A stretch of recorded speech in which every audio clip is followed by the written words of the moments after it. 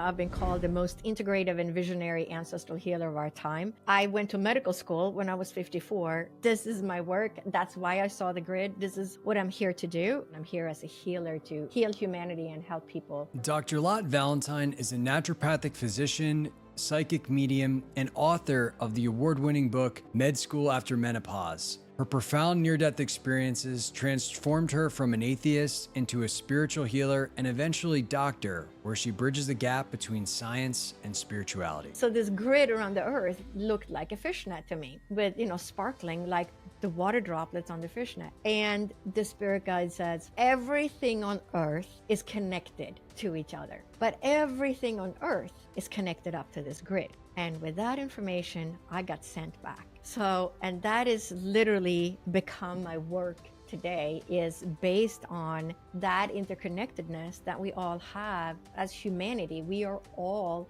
connected to each other, regardless of gender or sex or race or anything like that. Dr. Lotte explains how trauma is not just psychological, but physically encoded in our DNA and passed down through generations, a concept now supported by epigenetic research. We're all connected to each other. What you do and what you say, the way you see the world through your rose-colored glasses that you made yourself when you were a toddler, right? The way you interact with the world is also going to affect everything in your world. Now we know that we actually also inherit trauma on the DNA. So if your grandfather served in the war, that's going to be passed down to the next generations. Whether you're dealing with unexplained health symptoms, interested in breaking family patterns, or curious about the emerging science supporting ancestral healing, I hope you enjoy this conversation. It's fascinating because we are so connected to each other. And that's what, the grid comes back in again, because we are so divinely guided, but we don't realize how divinely guided we are.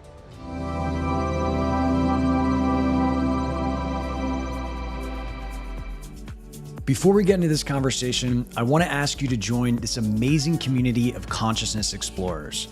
This whole idea of pursuing expanded consciousness and the boundaries of human potential while living a modern life is relatively new, which is why we interview revered masters, teachers, experts, and practitioners to help you on your own journey.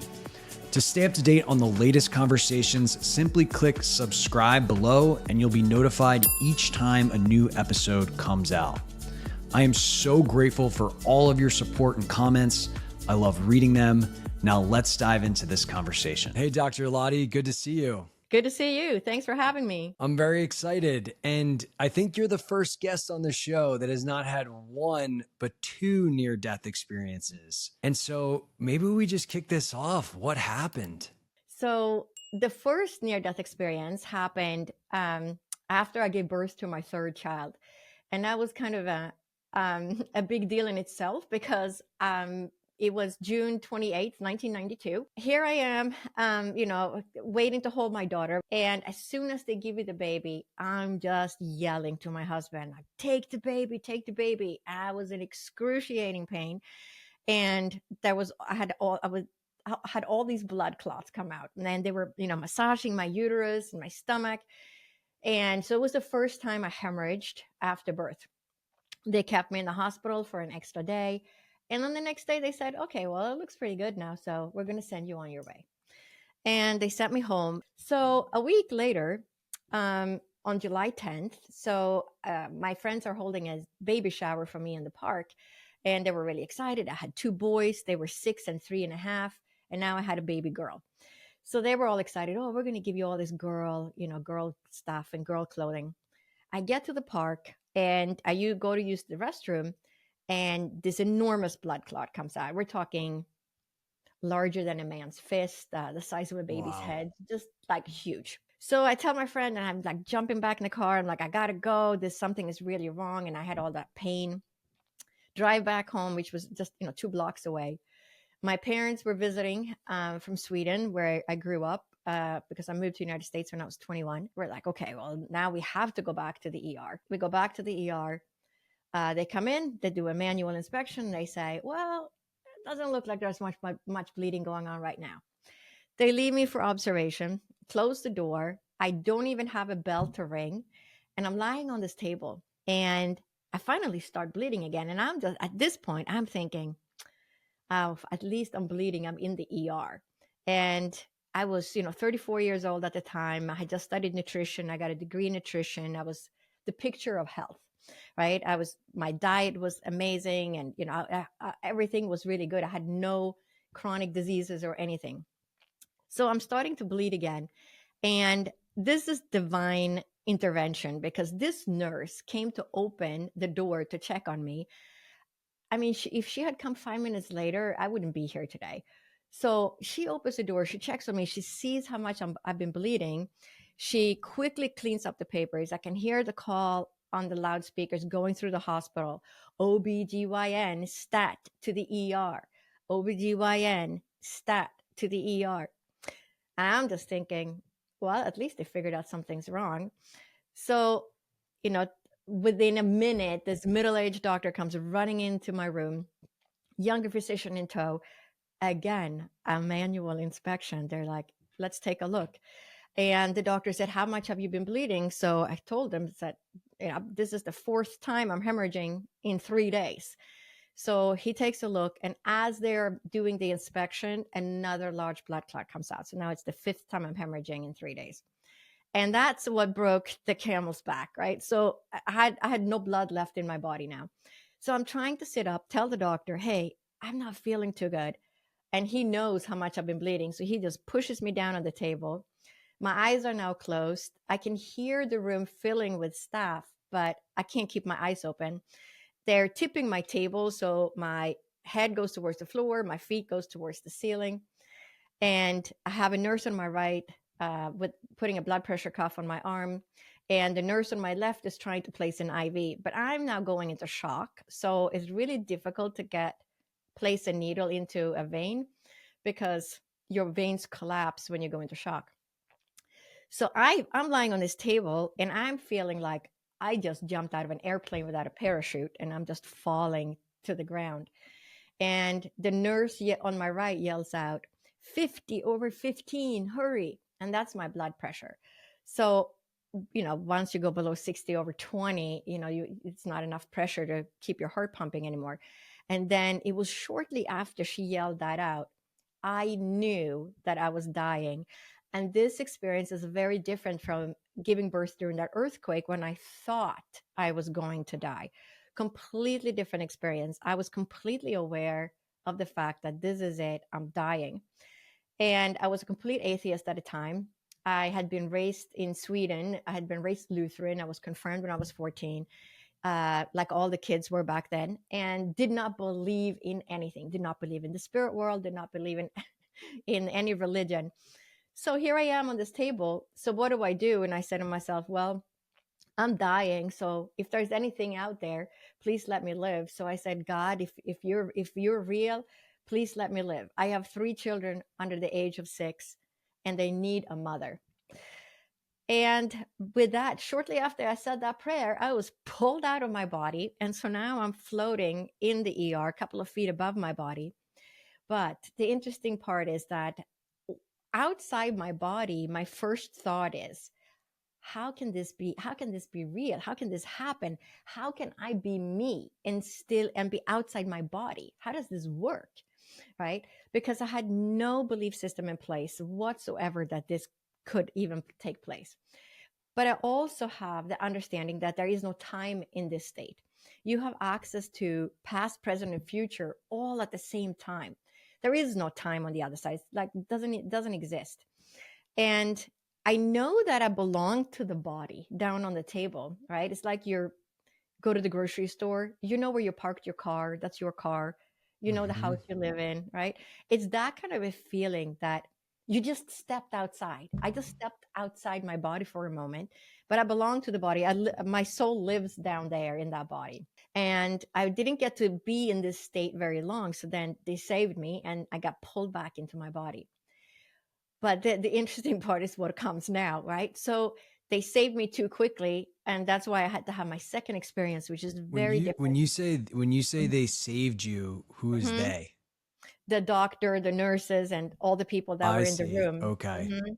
So they got that IV in somehow, and they, injected me with stuff and brought me back up.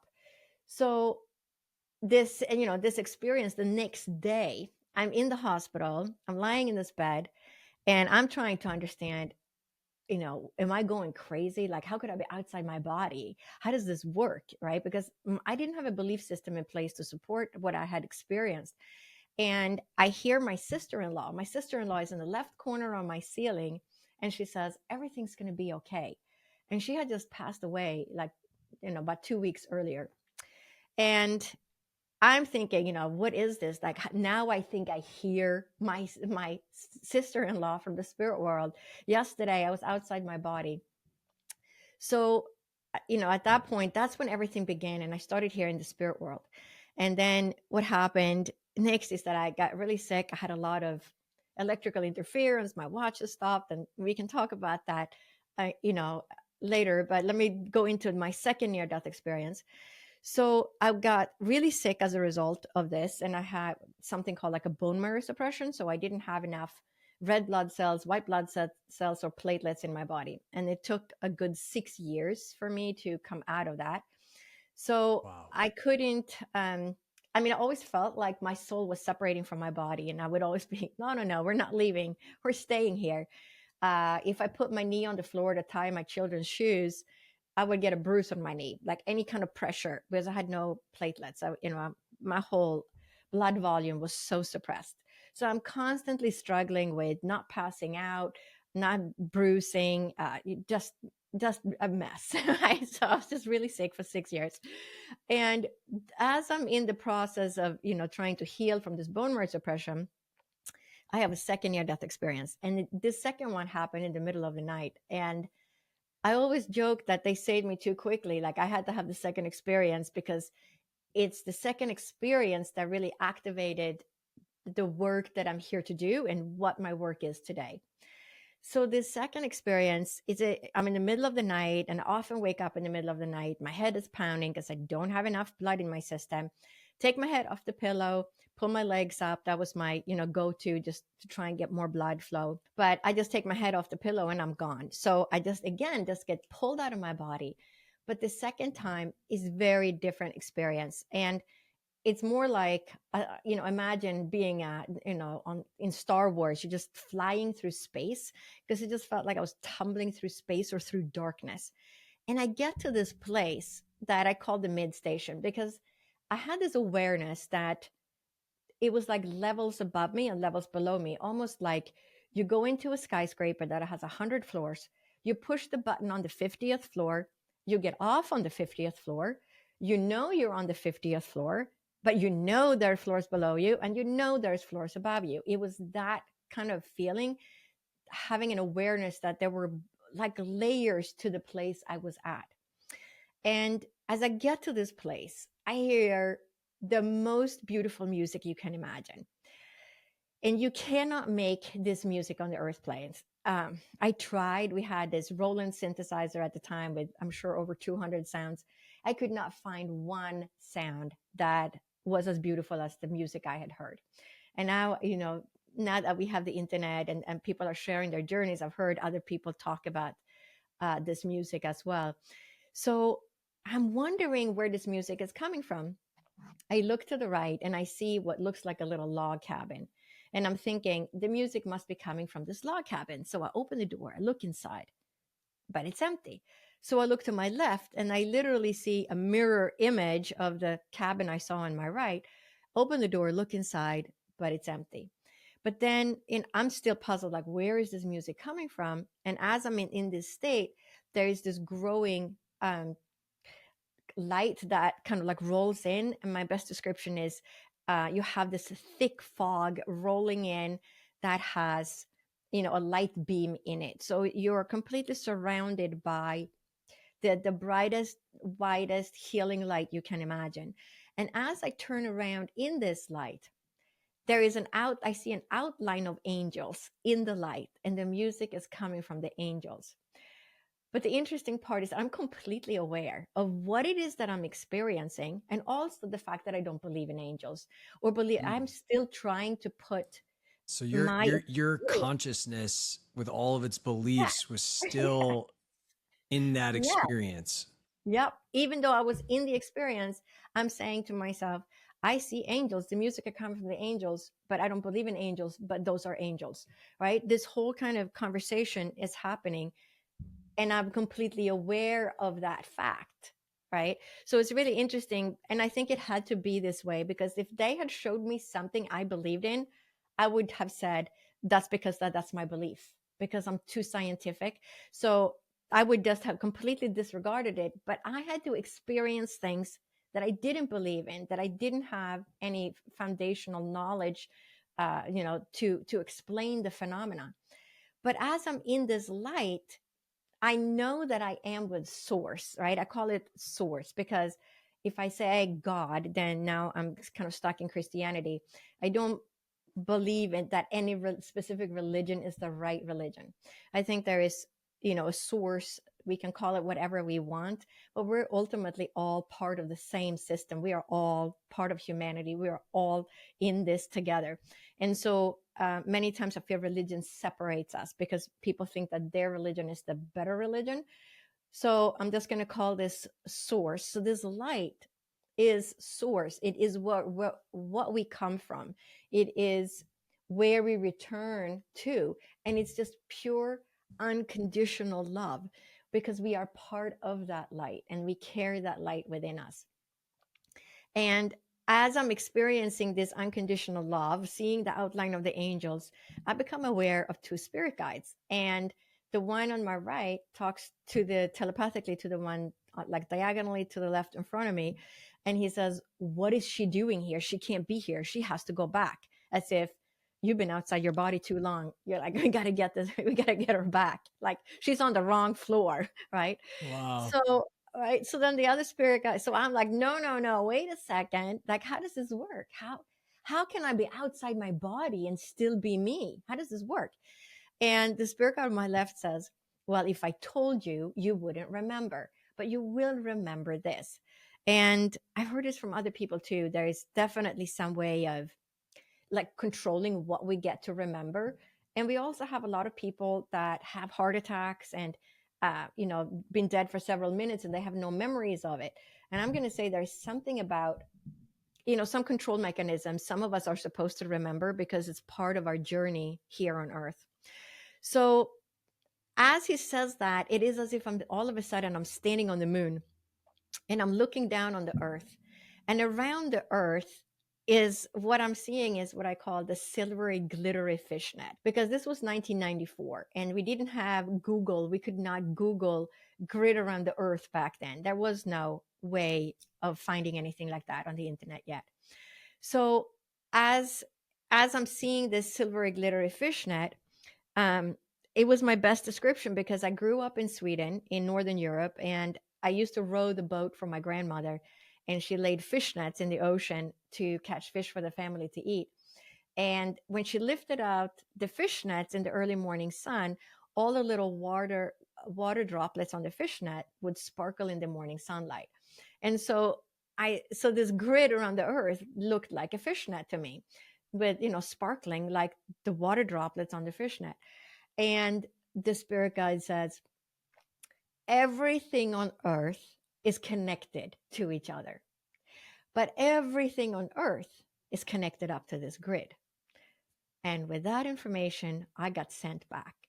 So, and that is literally become my work today, is based on that interconnectedness that we all have with as humanity. We are all connected to each other regardless of gender or sex or race or anything like that. We are all part of humanity and we are part of the earth, right? Mother Earth.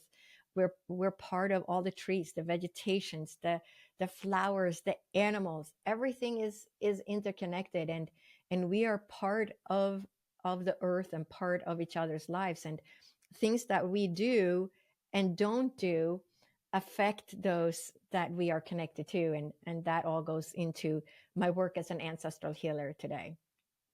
I'm sure you have questions now. I hope you're enjoying this conversation so far. If you like what you hear, let me know by clicking like, subscribing to the channel, and responding with a comment around something that you found interesting in the conversation so far. In addition to these videos, I do a lot of writing on the exploration of consciousness and my own personal revelations in my newsletter called Consciousness: The Doorway to Human Evolution. To receive these updates and more, all you need to do is simply head to the link in the description below and you'll be added to the community of 20,000 plus consciousness explorers receiving weekly ideas and inspiration in their inbox. I look forward to hearing from you there. Now let's get back to the show. I mean, that was a lot. There's a lot of ways we could go with this. You know, one of the things that you said, one of the things I'm most curious about is this grid and this idea that we're here on Earth, but then there's kind of a grid that kind of supersedes it. And I think until we have this type of experience, or maybe some other types of mystical experiences that shape our awareness, we tend to buy into this very linear cause and effect relationship of reality, where we think that everything is all up to us and our actions and activities and, you know, making the most of this shot we got on Earth. But what you're describing kind of says, no, there's actually a bigger superseding factor. And I've also heard you talk about some experiences that verify that. And so tell me more, like, what have you learned about this grid that seems to supersede a lot of things? Yeah, so I'm going to say the grid is really my work today, because we are all connected, right? We're all connected to each other. What you do and what you say, the way you see the world through your rose-colored glasses that you made yourself when you were a toddler, right? The way you interact with the world is also going to affect everything in your world. So, depending on, like I work a lot with ancestral healing. So the things are passed down through the generations, but we know for a fact that we inherit things on the DNA. We get our skin color, our eye color, our hair color, and all of that. But now we know that we actually also inherit trauma on the DNA. So if your grandfather served in the war, that's going to be passed down to the next generations. And we can see that there are a couple of genes that they have found, like the FKBP5 gene, that they can see that there are changes based on the trauma that those people experienced. And they've done research with the Holocaust survivors, and we can see that we inherit that trauma. So we're all connected, right? We are connected via the DNA. We are connected via our own experiences that we had as a child. And we're connected, through quantum physics. We know from the people that won the Nobel Prize in Physics about a year ago, I think it was the 2023 award, that there were 3 physicists that won the Nobel Prize. And they showed us that when you have 2 atoms, 2 pairs of atoms, right? You take one of the atoms that meet, they meet, the one atom from each pair meets, but the other atoms are left behind. But the atoms that are left behind are now entangled because they were together with that one atom that met the other atom. So the atoms that are left behind are now entangled. So when you think of it this way, you're a child, right? And then your mom goes off and meets a new friend, right? You didn't meet a new friend. Your mom met a new friend, but you're entangled with your mom, and the mom is now entangled with her new friend. And that makes you entangled with a new friend. That's what I'm saying. So it's like it goes across. So you don't even have to meet the person. You met the person that met the other person. And we are all entangled that way, through quantum physics. But that is also what happens in ancestral healing, because we get entangled with our ancestors, the things that they struggled with. And I'm going to say it's via DNA, via our own experiences, the way we were treated and our own experiences, and quantum physics. So you kind of have to work with all 3. And these issues can show up in our life as, physical, emotional, or spiritual issues. And many times people don't know why it is that they're struggling with certain things. So they'll come and say, I don't know why it is. Like, I'm on my third relationship and I'm attracting the same person over and over again. And then you look at it ancestrally and you look at the who came before you, what happened there, and you can see how the patterns and the behaviors are passed down through the generations. And it could be quantum, via quantum physics, experiences, or DNA. And so, it's so interesting. And I've had people talk about ancestral healing on the show before. How do we go about breaking the pattern when something's not serving us? Right? You have to figure out what it is. So I work a lot as an ancestral healer. And, I've been called the most integrative and visionary ancestral healer of our time. And I'm going to say that's because, I had my spiritual experience. And then I studied mediumship at Arthur Findlay College in England. So I'm a professional medium, evidential psychic medium.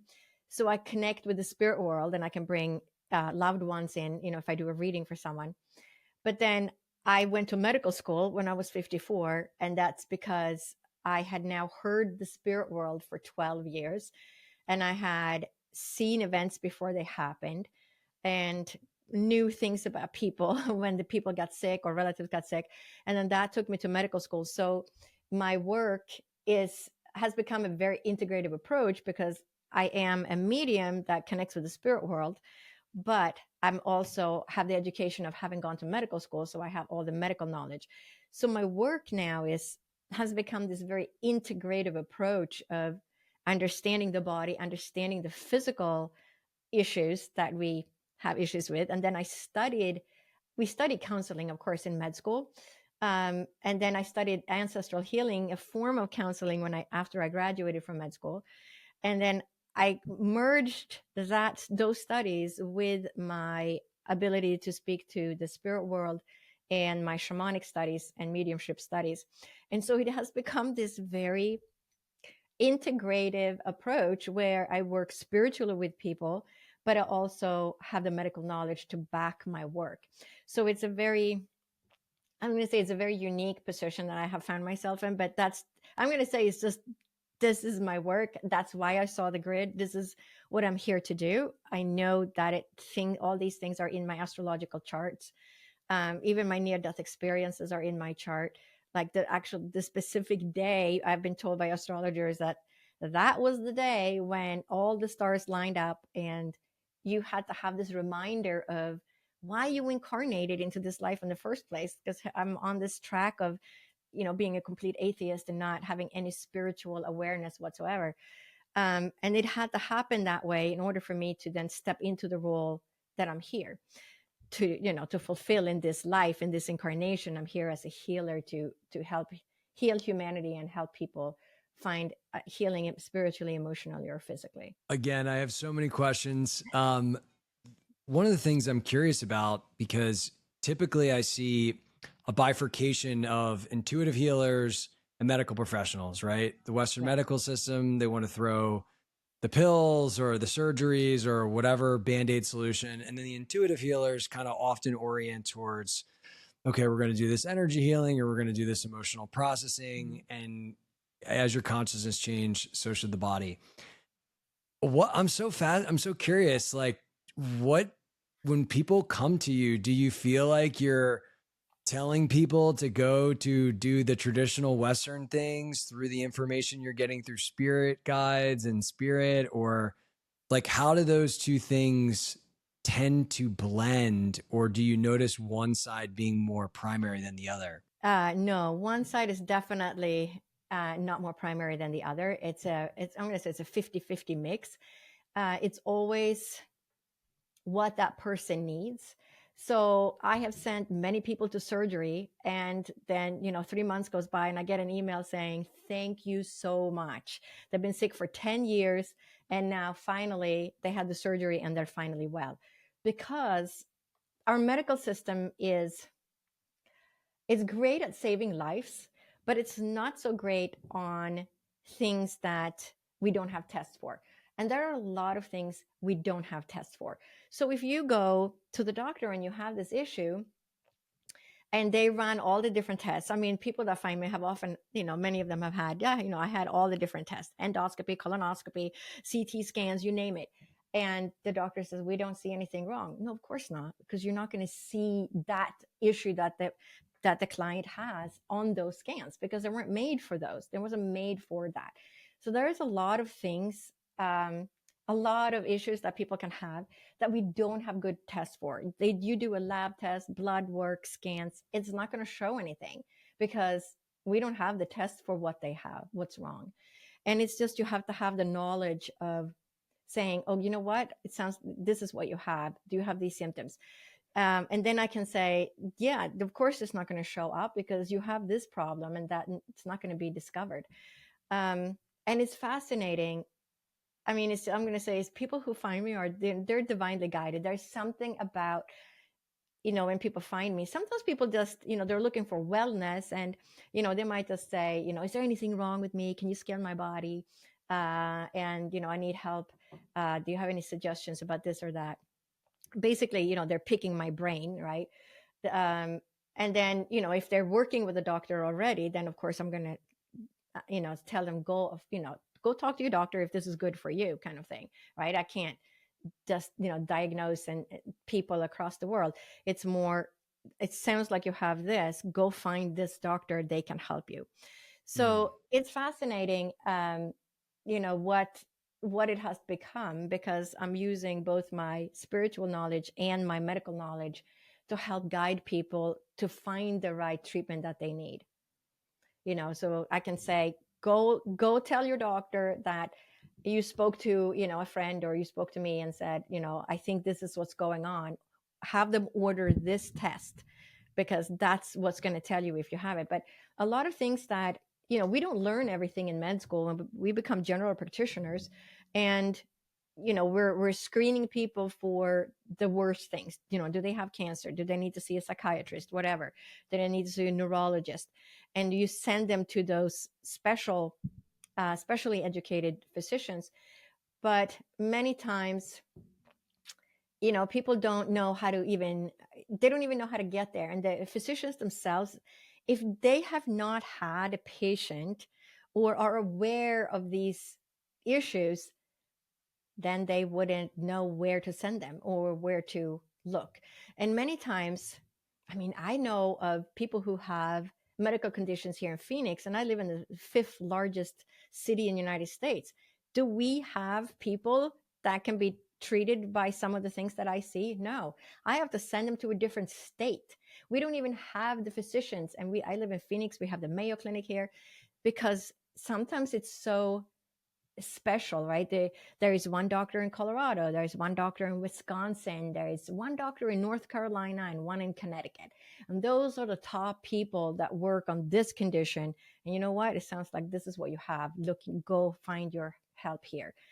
And so it's really interesting, right? Because we don't have that knowledge as patients in the society. We think that we go to the doctor will know everything.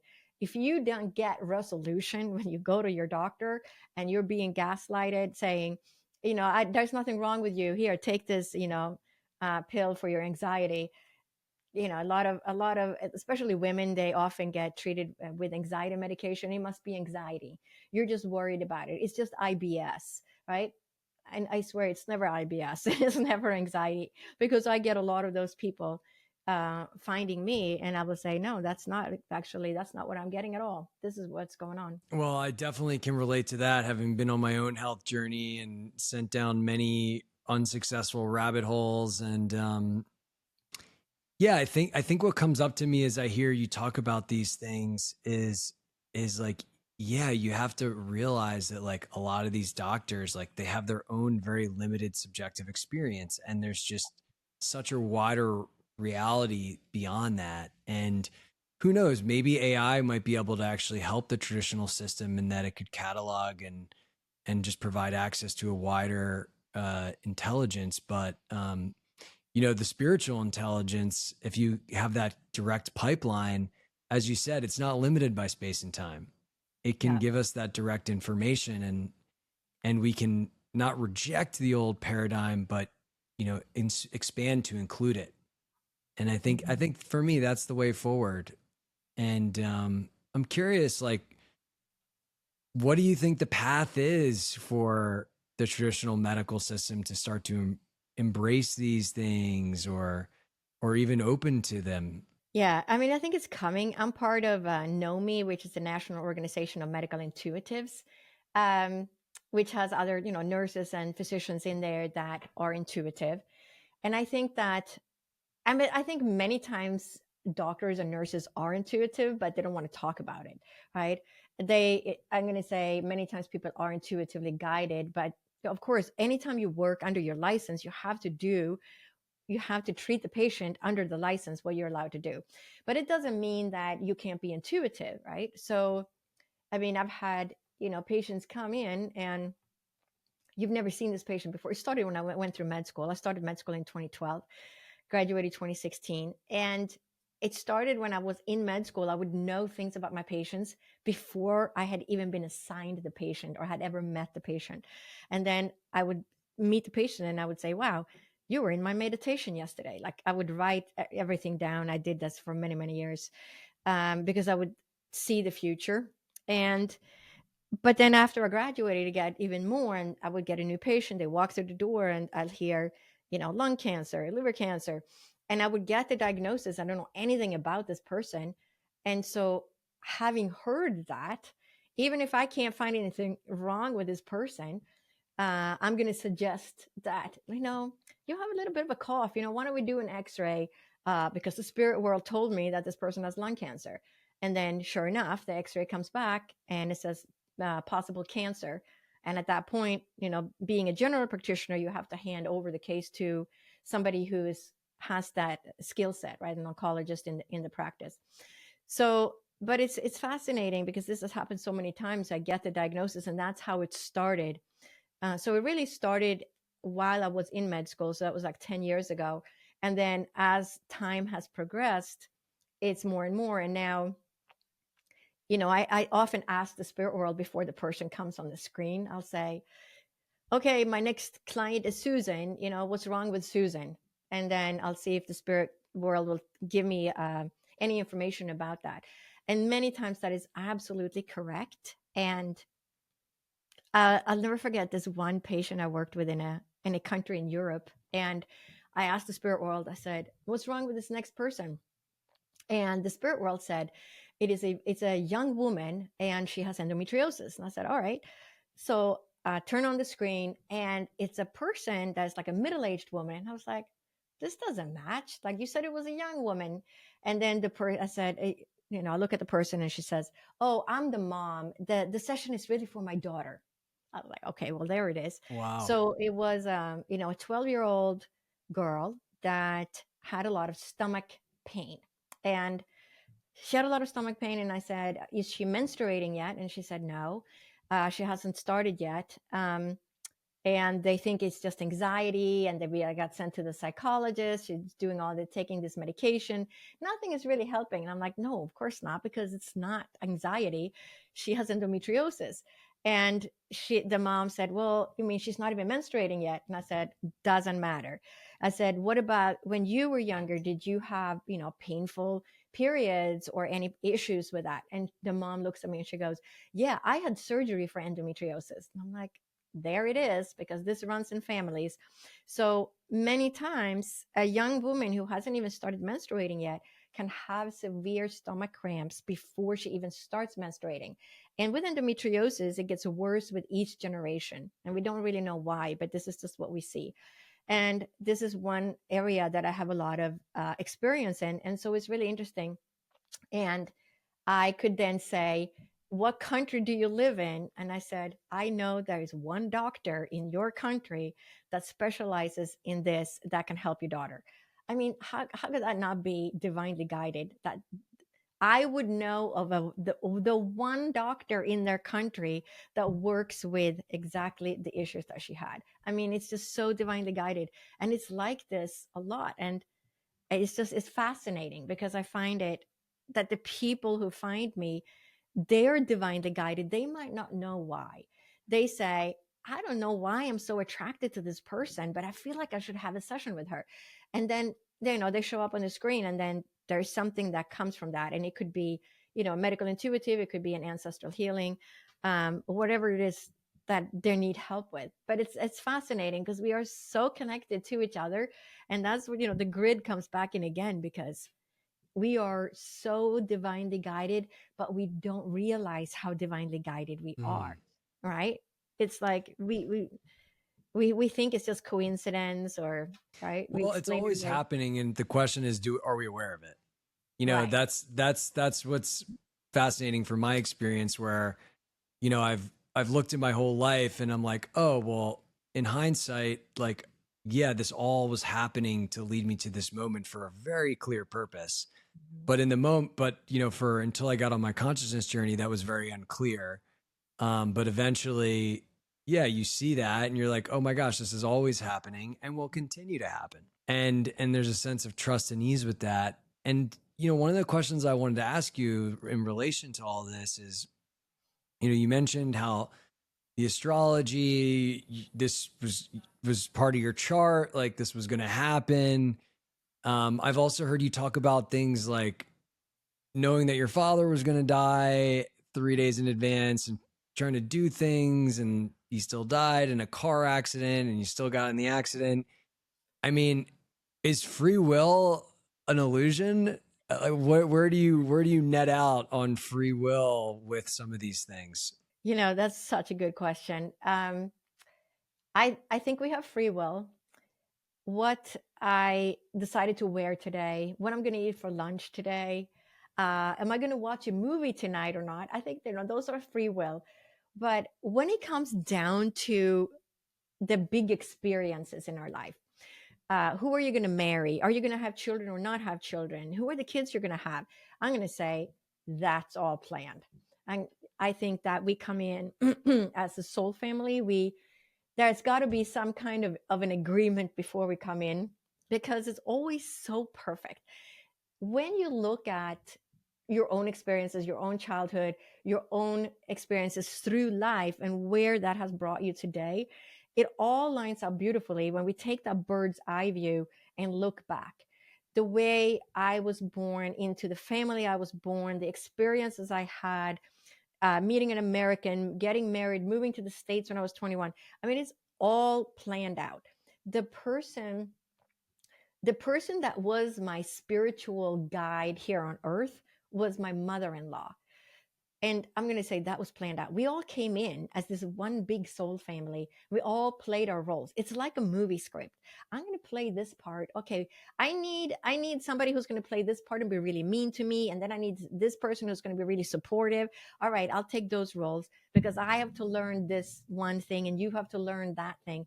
It's like this kind of a soul contract to a certain extent. And even when things don't go the way we want it to go, like I didn't want to be sick forever. It took me 12 years to really regain my health. It took me 6 years before I could walk to the grocery store without having to sit down in the store and put my head between my legs because I didn't have any blood in my body. And I would have people come up to me in the store, random strangers, and say, "Are you feeling okay? Because you look really pale." And I'd be thinking, no, I got like 30 more seconds before I have to sit down, because I was just used to that existence for so long. Right. And I thought I was never going to get well. I figured this is my new normal. I can go to the grocery store now, but I might never have a normal life again. And then after 12 years, it was like the world changed. And I took all my prereqs. And that's when it literally took me 12 years to listen to the spirit world. So, like you said, like I would see the accident ahead of time. I would get the 3 slides in the morning. I would see a scratch on our van door. We had a van at the time. I saw my middle kid in the front seat, my daughter in the back seat. And I would see myself leaving a note on the windshield of a black sedan car. And I'm like, what is happening? So I tell my kids, so my daughter is probably about 10 or 12 years old now. So this is like in the early 2000s. And I tell them that this is what I saw. And we go through every single intersection. Where can we possibly get hit on the right-hand side of the car? And I was driving my kids into San Francisco because they went to school in the city. And we lived in East Bay, San Francisco at the time. So every day we go across the Bay Bridge. We got off the bridge, we got down to the light on the surface streets, and we jogged left. That was the only intersection that we could get hit on the right hand side of the car. 2 weeks goes by. My kid's nose is pressed up against the windows every day. Mom, the coast is clear, no cars.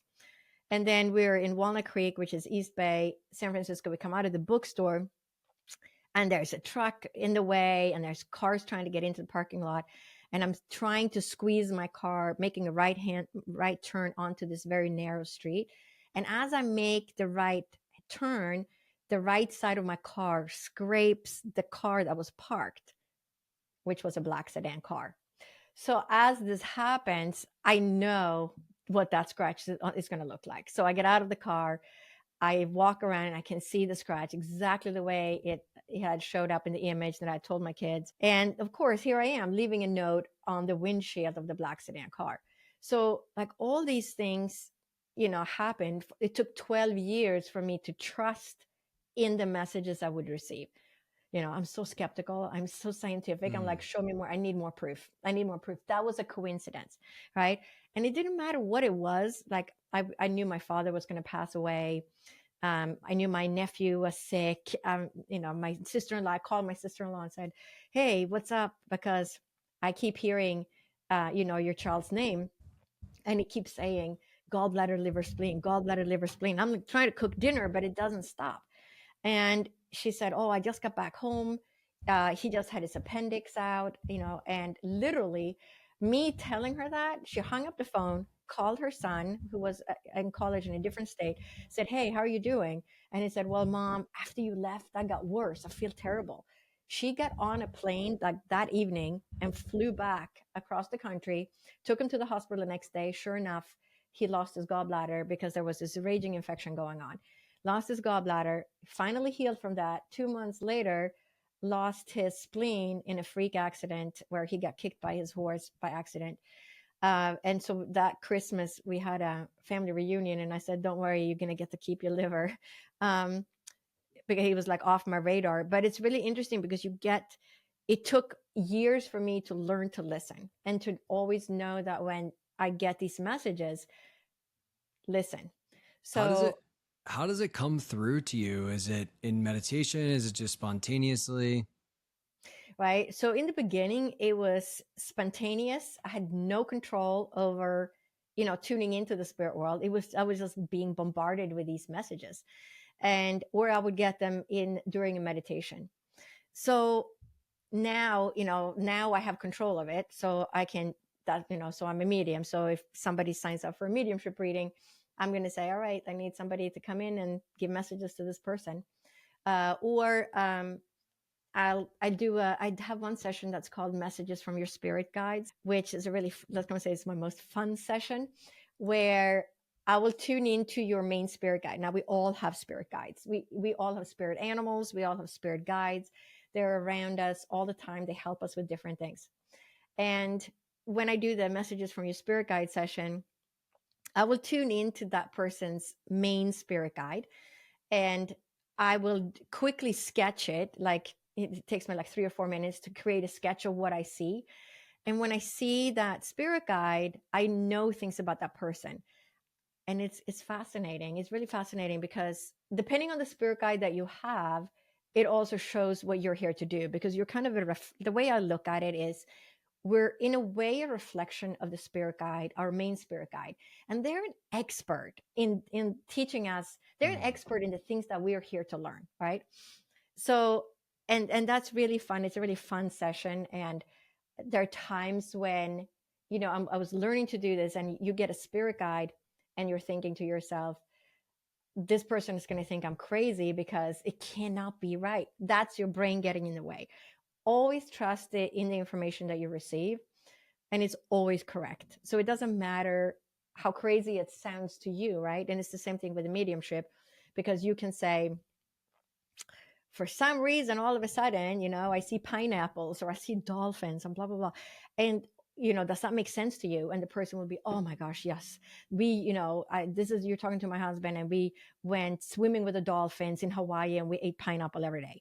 Right. So it's like, it makes perfect sense to the person, but, it doesn't make sense to us. But that's the whole thing with when you work spiritually with someone, you have to learn to trust in the messages you get. And that's what took me a good 12 years, from 1992 to 2004, to trust in the messages. And that's when the spirit world dropped in on me and said, you have to go to med school, you have to be a physician. You're not to work as a physician the whole time. That's just a small part of it, but you need the degree for what you're here to do. And then you're to bring messages and healing to the people, and you're to write 2 books. No, wait, 3. And that message about the books I've gotten from 4 professional mediums, 2 in the United States and 2 at Arthur Findlay College in England, where it always comes through the same way. And it's always my mom that delivers the message. And they'll say, we figure out it's my mom. And then she'll say, you're here to write 2 books. No, wait, 3. And it's always that exact same wording that I received myself from the spirit world in 2004. So, all these confirmations over the years, many, many years since 1992, is what have taught me to listen. But now I can control the connection, right? So it's not something you turn off when you get to this place, because it's just part of my normal life. I don't get in my car and get on the freeway without saying, all right, any objections to any specific freeway? Or am I okay to take the 10, the 17, the 101, the 51, right? Because I live in the middle of Phoenix. And sometimes I'll get not the 10 or not the 51, right? And I'm like, okay. And then I drive off, and then later I'll look and go, oh, it's a backup now, right? So I would have gotten stuck in that. So it's really, we all have this capacity. We all have the ability to tune in. We all have the ability to be guided. It's just a matter of learning to tune in. And the way we learn to tune in is by quieting the mind. So, meditating, creating silence, going for a silent walk, sit outside and watch the birds, kind of thing, is when we quiet our system down, that we can now start connecting out beyond the physical. It makes me wonder, or it just seems to me that, following on the earlier thread, if you're meant to work in this way, it's kind of written. It's kind of karmic that you're gonna get into this stuff, and this is gonna be your journey, and yeah. So I suppose that if you're intended to, work at this level in your own life or help others, it will happen. You'll be guided to the right resources, teachers, things to learn how to do that. It also makes me wonder, when you were talking about some of these kind of predestined events that seem, yeah, frankly, a little scary, right? Like someone in your family is going to die, or you're going to get in a car accident. If you were to find out something like that, it sounds like some of them can't be avoided. What is the posture? How do we relate to that? Honestly, I think we all sort of have a timestamp on our forehead.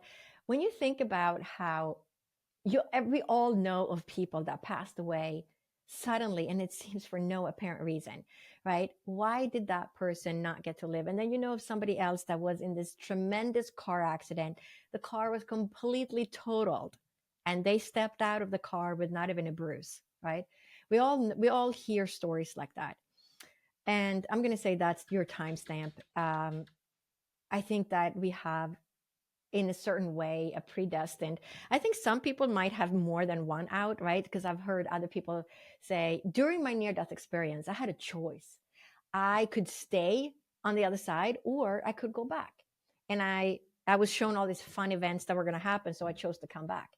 And I've heard other people say, I was told I have 3 outs in my life, and this was one of my outs, and I could have stayed if I wanted to, but I chose to come back. And I don't have any other outs. I only have one out, and that's when my time is over. And I've been told that by a couple of different astrologers. They're like, if you ever thought of checking out, early, it's not going to work because it's not in your chart. So I don't know what it is they see, but they kind of joke about it. And, so I have this sense that I think that we, to a certain extent, are not supposed to pass until we're supposed to pass. And when we look at, we all know somebody who lost a child, or it just doesn't seem fair, but I'm going to say that there is something to that too, because that was their life. Maybe they needed to have a short life in that life. Maybe their death is to teach the people that are left behind what they incarnated to learn in this life. I'm going to say it's just everything seems to have a greater meaning in the end. And we can always say, well, if we search for the meaning, we're going to find meaning. But I mean, working with the spirit world and working as a physician, working as an ancestral healer, there is something very magical about our existence here. We are, these divine creatures that I'm going to say incarnate to have certain experiences in this life. We came to learn something, to grow our soul. And we all have karma. We all pay off karmic debt. We have all been the bad person in a past life. We have all been the murderer. We have all been the slave person, right? Having slaves or being a slave. We've all been all different kinds of people. We've been different nationalities. We've all been black and white and belonging to different religions. We've had all these past lives. We're all part of the human race. And that's what's so difficult in the world we live in today, because there's so much division and so much greed in the world, where instead we need to come together as one humanity and work together regardless of religious beliefs or gender or race or color or the country we belong to, right? We are all one human race in the end. And we're here to work with the earth, not against the earth. So I'm going to say we are living in that evolution right now, right? We all incarnated. We said, wow, I want to be part of that. I can't wait to go there and make a difference and help bring and unite the people of the earth. And that's exactly what's happening now. But we can't unite because first we have to divide, right? We have to sort of create the chaos in order for us to say, hey, this is not what I signed up for. I want everybody wants to have a roof over their head. Everybody wants to be loved. Everybody wants to have enough food. These are just like human basic rights, right? And now we're going through so much division in the world, but I think ultimately that's also what's going to bring us together, because we're going to realize we are all one in the end. Yeah, I tend to agree with pretty much everything you just said. And, it very much mirrors the individual experience that you had and I've had, where the old paradigm needs to break down before a new one can be formed. There's simply a polarity required for evolution. Light requires darkness. It's just how it works. But it's just really amazing that you can bring these perspectives to healing people and bring the perspective of Western medicine and these emerging capacities that I agree that I think we all have. And I'd love to just give you, maybe we end here and just give you an opportunity to share more about, if people are interested in learning more about your work and some of the things you're creating, where's the best place to do that? Yeah, the best way to connect with me would be to go to my website, and it's drlotte.com. So drlotte.com.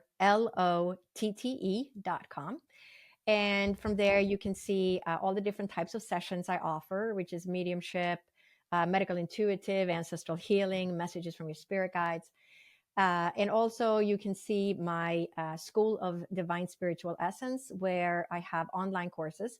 So I have a course on there, how to heal your mother wound. And whether you had a mom that you didn't like or a mom that you thought was great, you probably still carry a mother wound. I think we all have a mother wound, because if you say that your mom was great and you loved her and couldn't have asked for a better mom, like I did, I still realized that I had a mother wound. So this is, in the ancestral healing, that is where you start. You start with healing your mother wound, but when you heal yourself, you create healing for everybody else in the world.